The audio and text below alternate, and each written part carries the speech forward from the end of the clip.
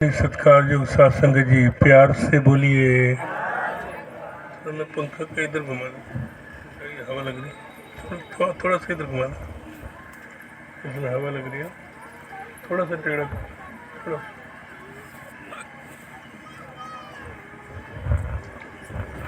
सत्संग जी,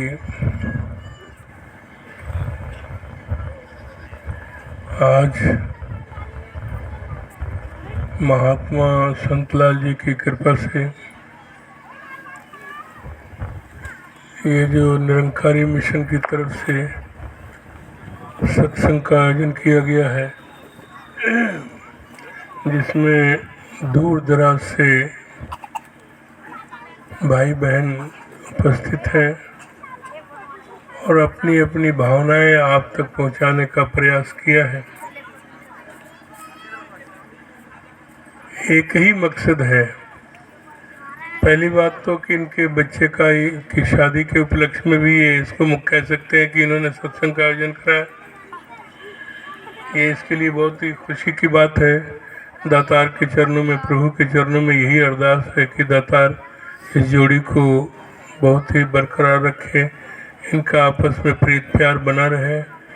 जहाँ पर ये दुनिया के सारे सुख इन्हें मुहैया हों, वहीं पर गुरु घर का सेवादार बनकर के दोनों परमार्थ में भी आगे से आगे बढ़ते चले जाएं, ऐसी कामना, ऐसी याचना है।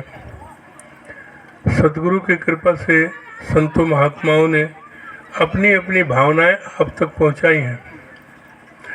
एक ही मकसद है कि आज संसार में जो यहाँ पर आप देख रहे हैं, जगह जगह से महात्मा लोग आए हैं, बहन भाई अलग अलग क्षेत्रों से आए हैं, अलग अलग शहरों से आए हैं, लेकिन एक साथ बड़े शांत भाव से बैठे हैं। कोई न कोई वजह जरूर होगी, कोई न कोई कारण जरूर होगा।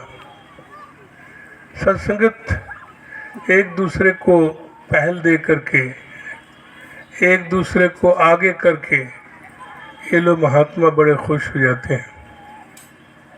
क्या वजह है? संसार में तो ऐसा है नहीं। आदमी सोचता है कि मैं ही पहले अब बैठ जाऊँ आगे, बाकी कोई पीछे चला जाए। चाहे बेशक वो पीछे आएगा, लेकिन आगे बैठने की कोशिश करता है। संसार में ऐसा देखने को मिलता है। लेकिन यहाँ कहते कि नहीं, पहले आप बैठिए, हम पीछे चले जाते हैं। उसके पीछे एक ही भाव है कि हर इंसान एक दूसरे के इंसान से इतनी मोहब्बत करता है, इतना प्यार करता है, वो अपने को अदना समझता है, दूसरे को आला समझता है। इसलिए वो उससे अपने से आगे बिठाने की कोशिश करता है, उसको आगे पहल देता है कि आप हमारे सिरोधार्य हैं, आप हमारे बुजुर्ग हैं, आप हमारे भाई हैं, आप हमसे बड़े हैं। चाहे वो उम्र में छोटा ही है, लेकिन अपने आप को छोटा समझते हैं और दूसरे को बड़ा समझते हैं।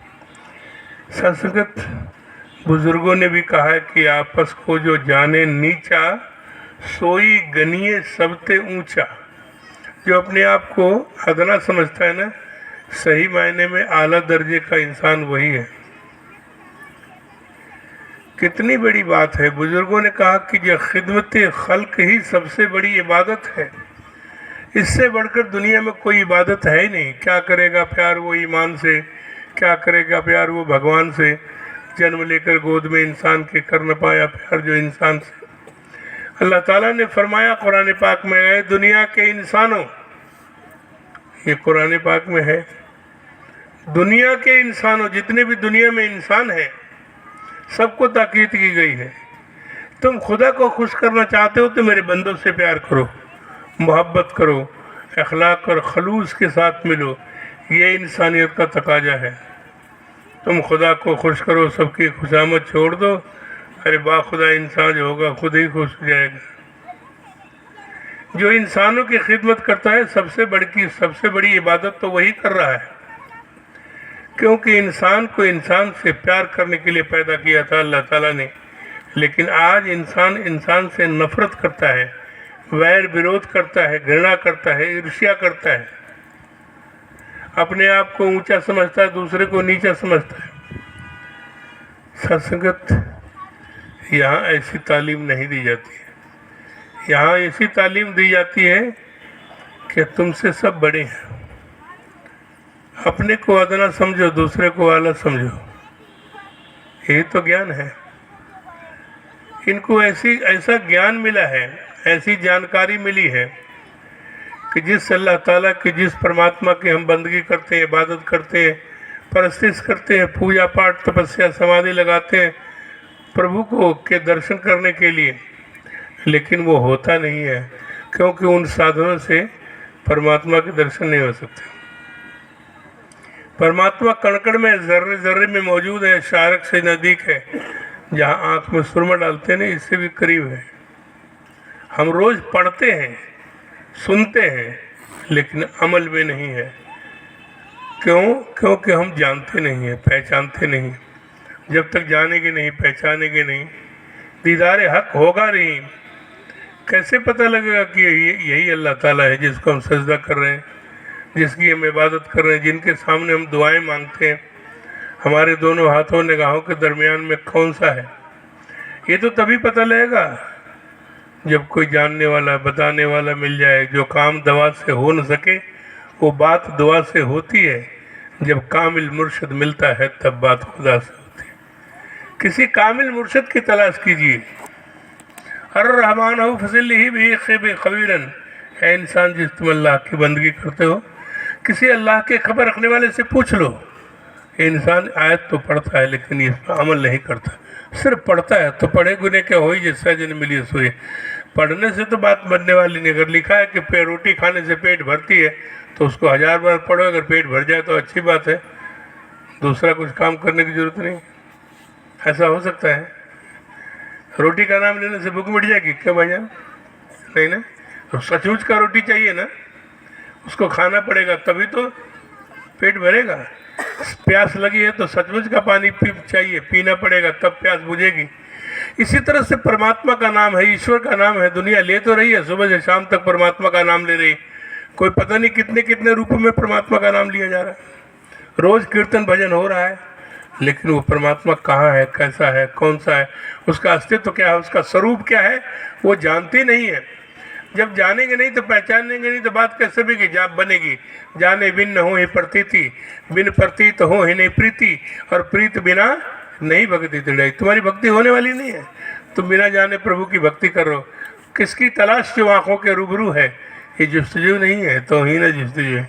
तलाश तो उसकी होगी जो गुम हो जाएगा। परमात्मा कण-कण में है, जर्रे जर्रे में मौजूद है, तो फिर तलाश करने की क्या जरूरत है? पूछो ब्रह्मे नारदे वेद में ऐसे कोई, किसी ब्रह्मज्ञानी से पूछिए, किसी कामिल मुर्शिद की तलाश कीजिए, किसी जानने वाले से मिलिए, वो तुम्हें बतलाएगा। जो जाना ही तिजदे ही जनाई। जानने वाले से मिलेगा तो बात बनेगी ना। जो खुद नहीं जानता है वो दूसरे को कैसे जना सकता है? जो खुद भूखा है वही दूसरे के लिए रोटी की व्यवस्था कर सकता है? नहीं कर सकता। जिसका पेट भरा है ना, वो दूसरे के लिए रोटी की व्यवस्था कर सकता है। जो खुद प्रभु परमात्मा को, ईश्वर को जानता है, वो जना सकता है। उससे पूछो, उसकी तलाश करो। कोई संत महात्मा से मिलो, तद विधि प्रणिपातेन परिप्रश्नेन सेविया उपदक्षन्ति ते ज्ञानम ज्ञानी न तत् दर्शन।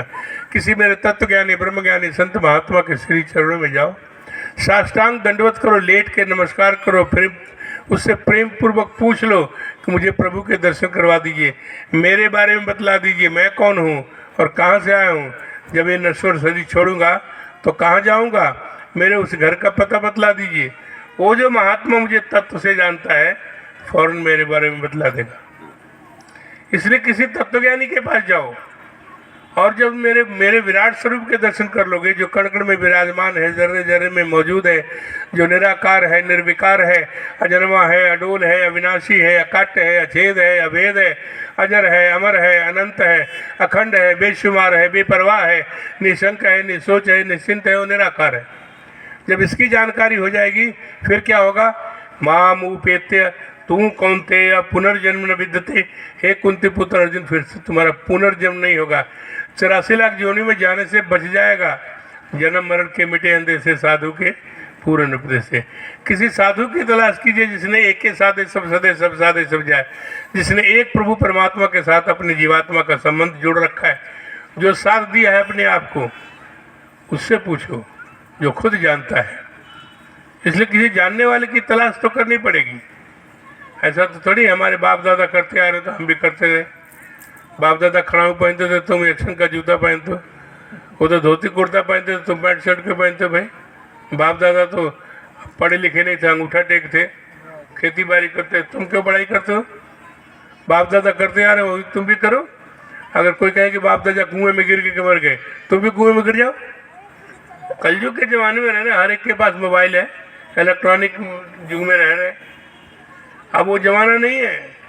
देश काल के समय मुताबिक सतगुरु जी ने चलांदा है, हुक्मदार सिर मत्थे धर के गुरसिख चलता जाता है। देश और काल समय की डिमांड है। लोग पढ़े लिखे हैं, समझते लोग चाँद पर पहुंच गए, सूरज पर पहुंचने की कोशिश कर रहे, बुध पर पहुंच गए। इलेक्ट्रॉनिक देखो कितना एडवांस है।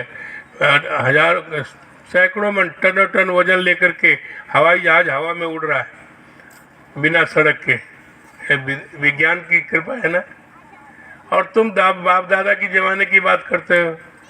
पहले ज़माने में तो एक चिट्ठी लिखते थे संदेशा देने के लिए, कोई शादी ब्याह या कोई फंक्शन हो, तो जब तक वो चिट्ठी पहुंचती तब तक वो सब खत्म हो जाता था, तब चिट्ठी मिलती थी।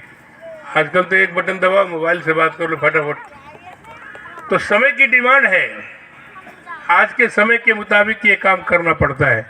आज का सतगुरु कह रहा है कि जिस प्रभु परमात्मा की तुम भक्ति कर रहे हो, तुम पहले उसको जान लो, पहचान लो, फिर तुम्हारी भक्ति होगी। नहीं तो तुम तो जैसे अंधेरे में तीर चला रहे हो, लग गया तो तीर, नहीं तो तुक्का। ऐसा नहीं है। आज भी कोई जानने वाले हैं। अगर परमात्मा के बारे में लिखा है कि वाहिदुल्ला शरीक है, ला मका है, ला महदूद है, ला फना है, जर्रे जर्रे में मौजूद है, इशारत से नज़दीक है, इतना करीब है, तो बिना देखे तो लिखा नहीं होगा। आंख बंद करके तो लिखा नहीं कि परमात्मा निराकार है या हर जगह मौजूद है, असीमित है, कण कण में विराजमान है। बिना देखे तो लिख नहीं सकते ना। किसी का होलिया लिखना हो तो जब इन आँखों से देखेंगे तभी तो लिखेंगे ना कि गोरा रंग है, घुंघराले बाल हैं, उसके ऐसी आंखें हैं, ऐसा कद है, ऐसा कपड़ा पहन रखा, देख के ही होलिया लिखेंगे ना। परमात्मा को भी जिन्होंने जाना है, पहचाना, देखा है, दर्शन किए, उन्होंने ये होलिया लिखा कि परमात्मा जो है निराकार है, इसका कोई रूप नहीं, रंग नहीं, हाथ पैर मुँह नाक नहीं है।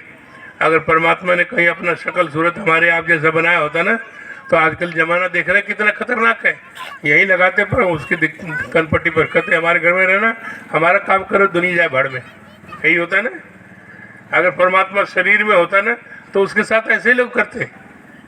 फिर तो आतंकवादियों के पास परमात्मा होता, हमारे पास होता ही नहीं। सत्संग इसलिए परमात्मा ने अपना रूप रंग नहीं कहा, किसी के हाथ में आने वाला नहीं। हाँ, संतों के पास जरूर होता है।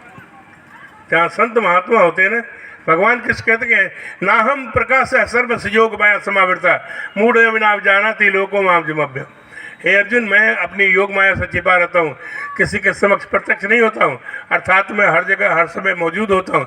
फिर भी अज्ञानी मनुष्य मुझे जैसे जन्म रहित विनाशी स्वरूप को जन्मने और मरने वाला समझते हैं। सत्संगत परमात्मा का जन्म मरण नहीं होता। भगवान कृष्ण का खुद न जायते मृत्य वा कदाचिन नायम भूतवा भविता वा न भूय अजो नित्य शाश्वतोयम पुराणो न हन्यते हन्य माने शरीर। मैं न जन्मता हूँ न मरता हूँ, मैं शाश्वत हूँ, सनातन हूँ, हमेशा कायम दायम रहता हूँ।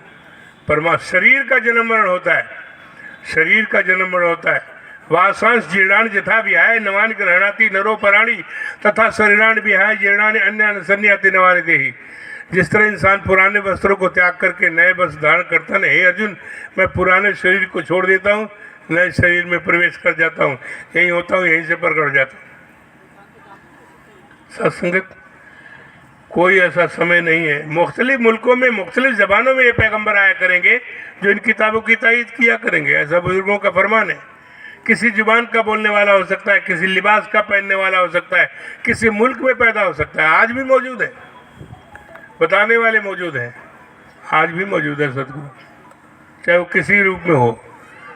सतगुरु ना स्त्री होता है ना पुरुष होता है, सतगुरु सतगुरु होता है। एक टीचर शब्द है तो लेडीज़ के लिए भी ये टीचर है और जेंट्स के लिए भी कहेंगे ये टीचर है।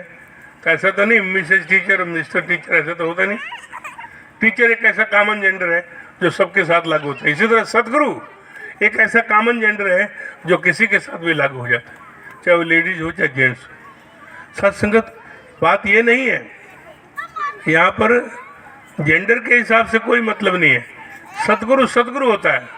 सतपुरुष जिन जानिया सतगुरु तिसका नाव, तिसके संग सिखूत रे नानक हर गुण गाओ। सतगुरु होता है जो सत्य प्रभु परमात्मा ईश्वर के दर्शन करवा दे, वही सतगुरु होता है।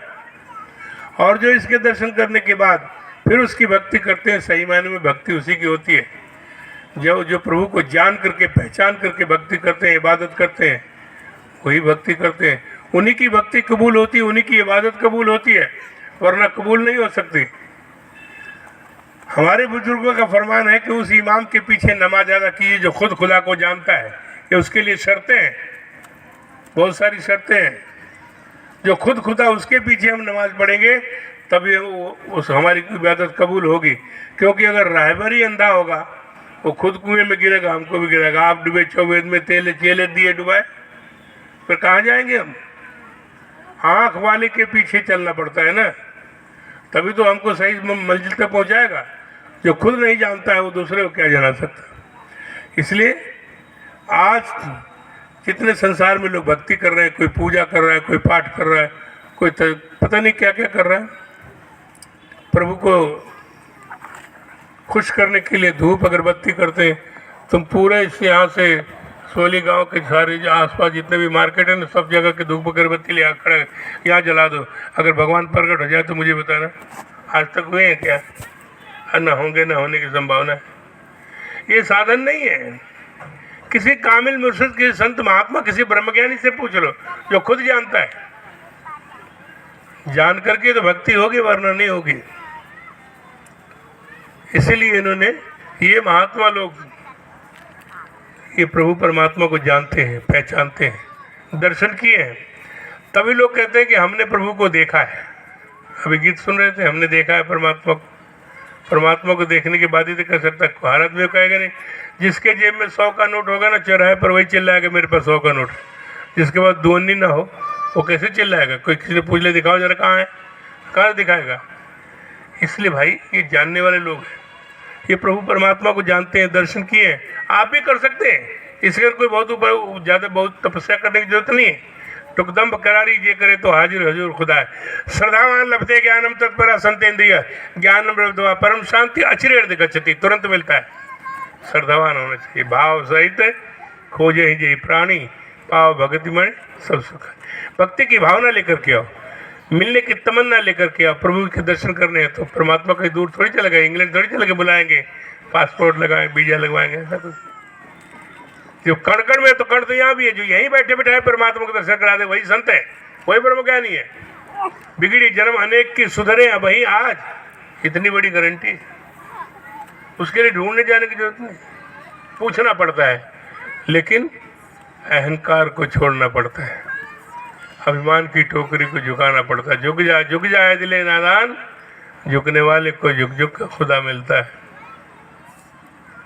इंसान झुकता ही तो नहीं है, क्योंकि वो सोचता है मैं बहुत बड़ा हूँ। कोई हिंदू है, कोई मुसलमान है, कोई सिख है, कोई ईसाई है, कोई ब्राह्मण है, कोई क्षत्रिय है, कोई वैश्य है, कोई शूद्र है, कोई धनवान है, कोई विद्वान है, कोई बलवान है। ये सारे अहंकार हैं कि मैं ये हूँ। कोई नहीं कहता कि मैं इंसान हूँ। अगर ऐसा लिखा होता तो कुरान में लिख जाए दुनिया के मुसलमानों, ऐसा नहीं लिखा, दुनिया के इंसानों। बैठे बिरादरान इस्लाम के 2 भाई बैठे, पूछ लो, कुरान में यही लिखा। मैंने तो सारे धर्म ग्रंथ पढ़े, कोई छोड़ा नहीं। जितने वेद शास्त्र, गीता, रामायण सब पढ़े, छोड़ा नहीं है।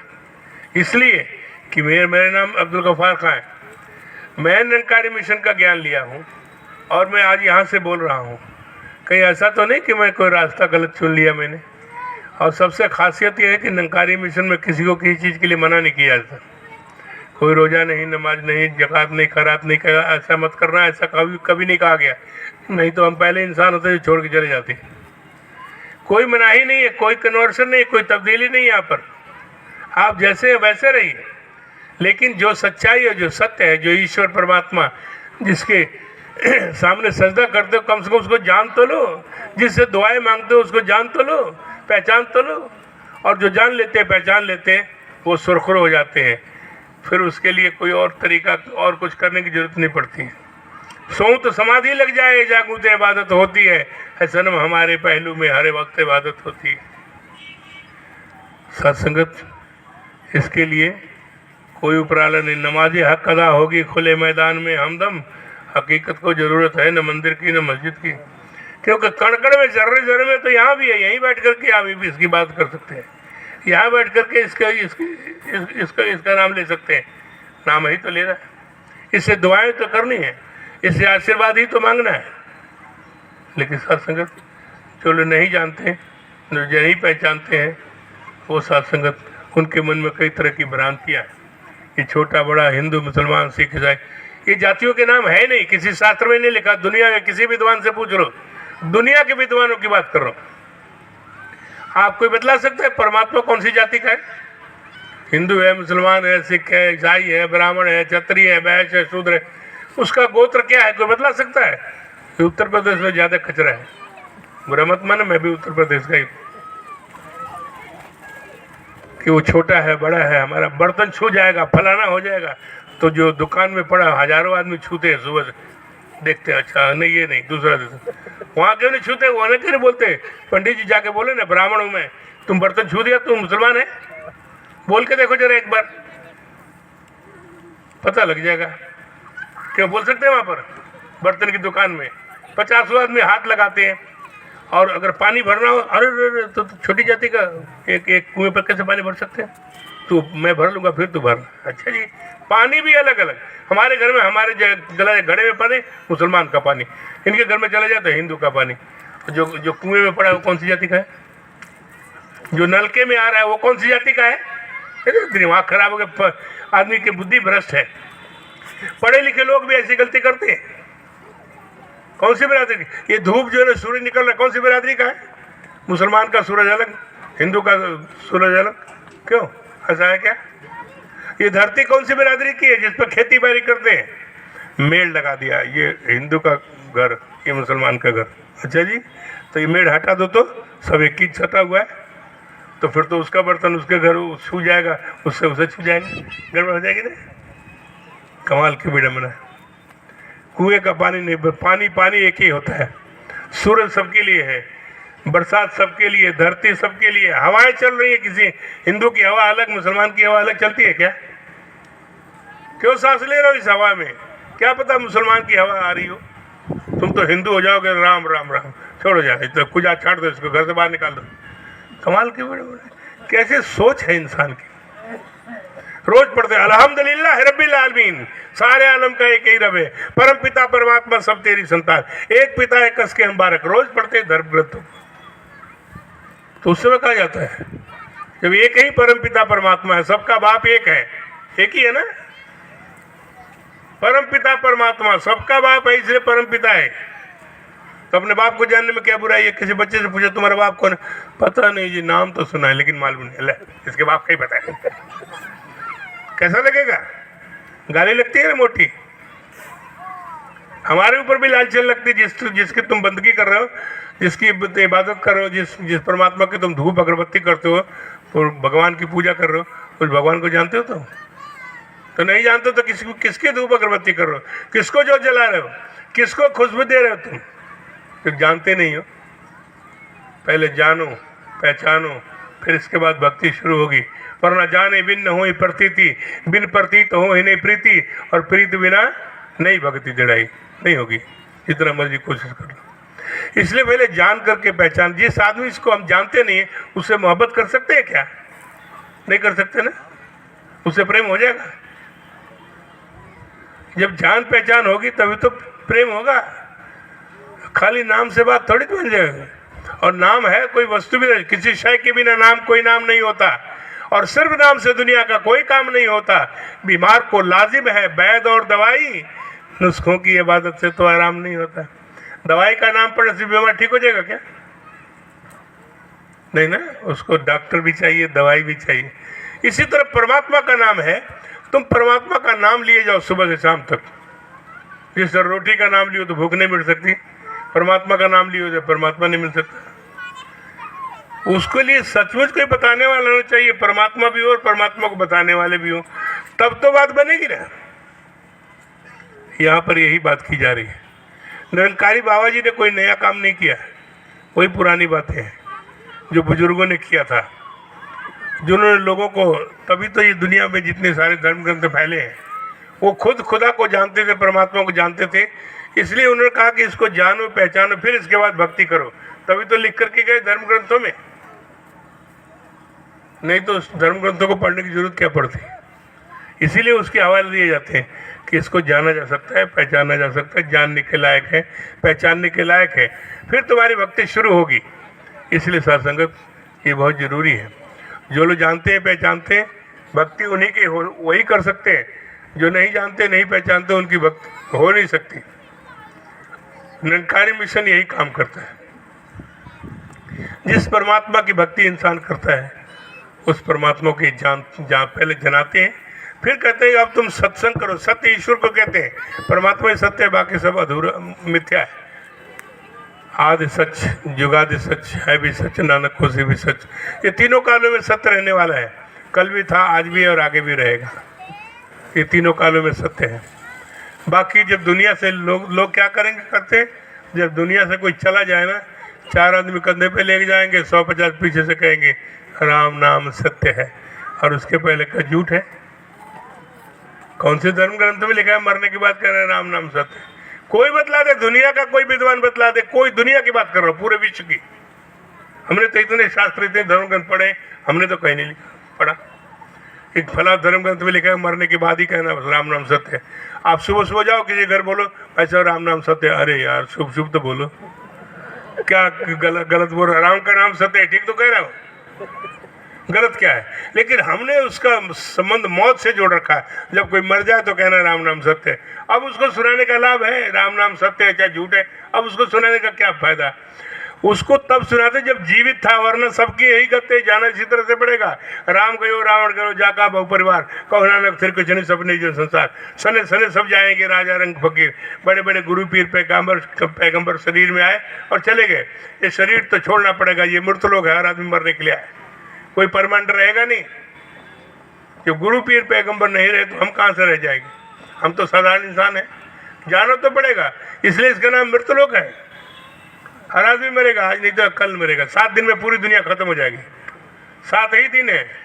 क्यों जी संचालक साहब, कोई ना कोई वार तो होगा ना, किसी न किसी दिन तो जाएगा, 7 ही तो दिन है, तो 7 दिन में पूरी दुनिया खत्म। इतना कम समय मिला है और फिर भी तुमको समझ नहीं है कि भाई ऐसे परमात्मा को जान ले।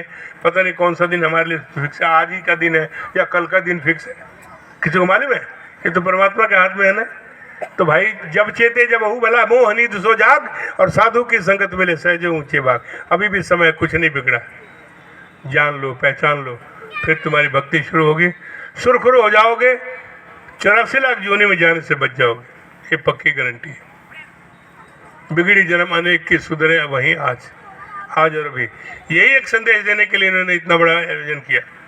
साथ संगत दिल में तमन्ना थी इनके, एक तमन्ना लेकर के संत राम जी ने ये सारा उपराला किया और साथ संगत संतों को बुलाया, कहाँ से महात्मा लोग आए कि भाई इसी बहाने हमारे परिवार को आशीर्वाद मिल जाएगा, हमें सेवा करने का मौका मिल जाए। किसी से रिश्तेदारी नहीं है इनकी, हमारी इनकी क्या रिश्तेदारी है बताओ? मैं गफार खां, ये संत राम, क्या रिश्तेदारी है? कोई दूर के भी कोई रिश्तेदारी नहीं। लेकिन ये जिस गुरु के शिष्य हैं, हम भी उसी गुरु के शिष्य, हम गुरु भाई जरूर हैं, इस नाते बुलाया इन्होंने। हम दिल्ली रहते हैं, ये यहाँ रहते हैं, ये जितने भी अलग अलग सब महात्मा लोग रहते हैं, हमारा एक प्यार है, हमारा एक परिवार है। ये गुरु ने ऐसा रिश्ता जोड़ा है, ऐसी एक लड़ी में पिरो दिया है कि सब सारा हमारा ही परिवार है। किसी के ना कोई दोस्ती, ना कोई बैर, ना कोई बैरी, ना ही बेगाना, सकल संग हमको बनिया। करूँ मैं दो दुश्मनी किससे, अगर दुश्मन भी हो अपना, मोहब्बत ने नहीं छोड़ी जगह दिल में अदावत की।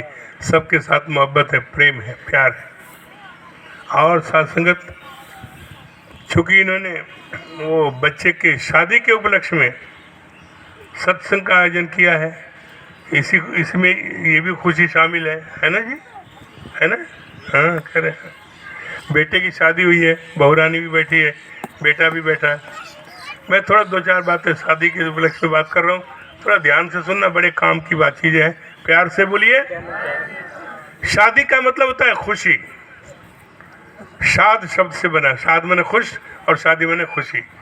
तो शादी का मतलब होता है खुशी। अब इनके घर में खुशी आई है। ये शादी आज से नहीं हो रही है, बहुत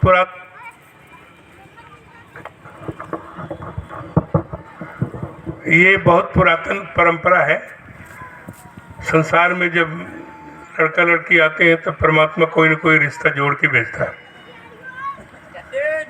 सरसगत आपने देखा होगा, सुना होगा, जब वो भगवान राम और सीता जी की शादी हुई, यही हो सबसे मशहूर तो वही है, वहीं से सिलसिला शुरू होता है।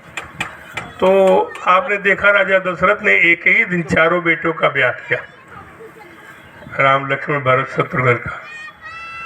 तो अब जानते हैं कि शादी होने के बाद बच्ची की विदाई होती है। अब बड़े ध्यान से सुना, बहनें भी भाई भी ध्यान से सुनना, सबके लिए है, आपके बड़े काम की चीज़ है। तो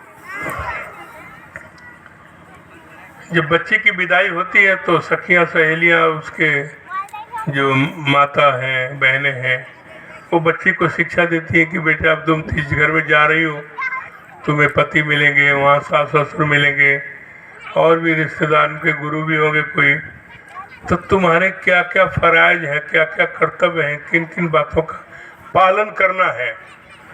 तो वो हमारे सब धर्म ग्रंथों में लिखा है, कोई सुनाता नहीं है, हम आपको बता रहे हैं। सीता जी को उनके माता पिता ने, सखियों ने जो शिक्षा दी, वो रामचरितमानस में लिखा है कि बेटा जिस परिवार में जा रही हो तो क्या क्या करना, कि सास ससुर गुरु सेवा करियो। अभी बहू रानी भी सुन रही है, ध्यान से सुनेगी तो ज़्यादा उसका काम आएगा, है ना बेटा, ध्यान से सुनना। सास ससुर गुरु सेवा करियो, सास की, ससुर की और गुरु की सेवा करना। उनके कोई न कोई तो गुरु होंगे, उनकी भी सेवा करना। और इतना ही नहीं, पति रुख लख आयस अनुसरियो, पति के मूड को देख करके उसके आज्ञा अनुसार काम करना। अब पति कहता कि सत्संग में जाना है, नहीं जी मैं तो पिक्चर जाऊंगी, बस तुम नहीं, हम नहीं, हम भी तो तुमसे कम नहीं, हो जाएगा काम खराब, ऐसा नहीं। पति रुख लख आयस अनुसरी, पति के मूड को देख करके, जैसे मान लीजिए अब गर्मी शुरू हो गई, अब बाहर से पति आया है, पता नहीं किन किन मार्केट में किस किस तरह से आदमी को घूमना पड़ता है, किन किन लोगों से डीलिंग करनी पड़ती है, तो कम से कम आते ही सबसे पहले उसके ठंडा गिलास पानी पिलाओ, गर्मी का मौसम है। इसके बाद उसको जरूर, जब ठंडा रिलैक्स चाय पियोगे चाय पिलाओ, खाने का समय खाना, नाश्ते का समय नाश्ता पूछो। फिर जब रिलैक्स हो जाए ना, फिर उसको कह सकते हैं कि महाराज ये सब्जी ले आओ, फलाना ले आओ, दिमागा ले आओ, जो घर की ज़रूरत की चीज़ें उसके बाद हो, क्योंकि सारी ज़िंदगी का ठेकेदार है वो। पति जो होता है सारी ज़िंदगी का ठेका ले रखा है, उसके दुख सुख में या उसके हर ज़रूरत को पूरा करना है। एक आदर्श और अच्छा पति, सामाजिक पति वही कहलाता है जो पत्नी की हर ज़रूरत को पूरा करे, वही एक समाज के लायक आदर्श पति कहलाता है। तो वो तो सारी ज़िंदगी का ठेकेदार है, वो ले आएगा, मना थोड़ी कर सकता। सब्जी नहीं लाएगा तो खाएंगे क्या, बनाएगी क्या वो, ठीक है ना। ये उसके फराइज हैं, ये पत्नी से जो सीता जी को कहा गया है कि सास ससुर गुरु सेवा करियो और पति रुख लख आयस अनुसरियो। अब देखिए, अब चारों बेटे वहाँ विदाई हो गई, चारों बहुओं को लेकर के आए। अब जब वहाँ पहुँचे तो वहाँ पर जैसे पंडाल लगा है तो 4 सिंहासन सहज सुहाए, 4 जोड़े कुर्सियाँ चारों जोड़ों के लिए बाहर बैठने के लिए बनाया। जन मनोज निज हाथ बनाए, जैसे कामदेव विश्वकर्मा ने स्वयं बनाया हो, बहुत सुंदर। राजा महाराजा थे, सोने चांदी से जड़ी होंगी, ऐसी कुर्सियाँ लगी। 4 सिंहासन सहज सुहाए, जन मनोज निज हाथ बनाए, तापर कुंवर कुंवरी बैठा रे। वो चारों जोड़ों को, चारों बहुओं, चारों बेटों को उस कुर्सियों पर, सिंहासन पर बिठा दिया। और राजा दशरथ ने तीनों रानियों को, कौशल्या, केकई और सुमित्रा को, अब कहा भगवान ये बच्चे आ गए, प्यार से बोलिए, ध्यान से सुनो माताओं बहनों, तुम्हारे काम की बात सुना रहे हो, तुम्हारी जिंदगी सवर जाएगी। सत्संग में बात नहीं करनी। चारों बेटों को चारों बहू चाहती है। राजा दशरथ ने तीनों रानियों को बुलाया कि भगवान ये बहुएं आ गई हैं, बच्चे आ गए हैं, परात में पानी लेकर के आओ। जो तरीका है, जो हिंदू संस्कृति कहती है, वो बता रहा हूँ। परात में पानी लेकर के आओ। तो तीनों रानियों ने फौरन राजा दशरथ के आदेश का पालन किया, परात में पानी लेकर के आए। और राजा दशरथ और तीनों रानियां मिलकर के सादर पाए पुनीत पखारे, चारों बेटों और चारों बहुओं के चरण धोए, चरणामृत बनाए और खुद भी पिया और पूरे परिवार को पिलाया। सत्संगत ये है सिस्टम। ये है, अगर पहले दिन सास ससुर अगर बहू बेटे के चरण धोकर के पिएंगे ना, तो सास ससुर नहीं रहते, उसके बाद माता पिता हो जाते, तो माँ बेटी हो जाते हैं। तो माँ बेटी में कभी लड़ाई होती है क्या? नहीं नहीं। बेटी से प्लेट टूट जाए तो क्या होगा? कोई बात नहीं बेटा, पुराना हो गया था, नहीं आ जाएगा।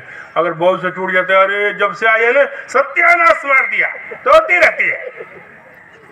क्योंकि सास बहू का रिश्ता ऐसे होता है, लेकिन माँ बेटी का रिश्ता नहीं होता है। तो पहले दिन चरण धोकर के पिएगी सास, तो माँ बेटी का रिश्ता कायम हो जाएगा, फिर लड़ाई नहीं होगी, कभी झगड़ा नहीं होगा। सत्संगत की सिस्टम है। घर गृहस्थी को कैसे सुखदायी बनाना, कैसे खुशहाल बनाना होता है, मेरे पास सब धर्म ग्रंथों में लिखा, सब शास्त्रों में लिखा, सब कुछ पढ़ा है मैंने।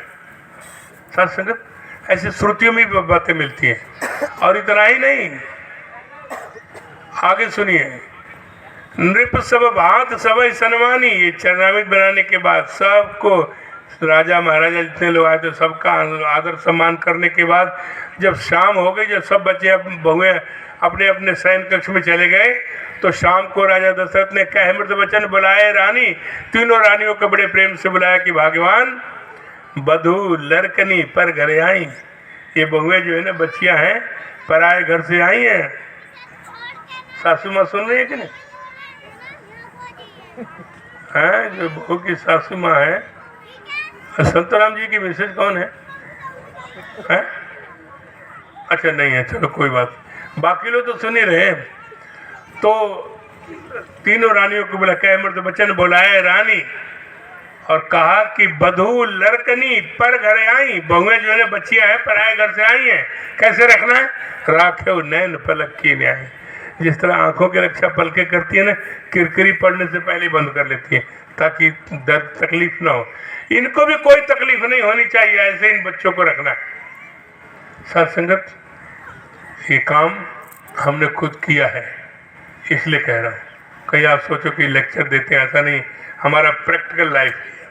हमने ये काम किए हैं जो अब तक सुनाया आपको, इसलिए कोई टिन फिन नहीं, कोई सब पंखे ठंडी ठंडी हवाएं देती हैं, कोई गर्म हवा नहीं देते, सब आनंद में रहते हैं, मजे ले रहे हैं आनंद में। गृहस्थ जीवन को सुखी बनाने का ये फार्मूला है जो हमारे धर्म ग्रंथों में लिखा है, और हमें इसे जरूर अपनाना चाहिए। क्यों संतराम जी, ठीक है ना? तो इन बातों का जरूर ध्यान रखिएगा। और मैं इन जोड़ी के लिए भी अरदास पहले कर चुका हूँ, फिर भी दुआ करता हूँ माता जी के चरणों से कि दाता इस परिवार को बहुत सुख देना, खुशियाँ देना। और सबके लिए दुआ करता हूँ कि सर्वे भवन्तु सुखिनः, सर्वे सन्तु निरामया, सर्वे भद्राणि पश्यन्तु, माँ कश्चित् दुःख भाग् भवेत्। सबका भला करो भगवान, सबका सब विधि हो कल्याण। प्यार से बोलिए।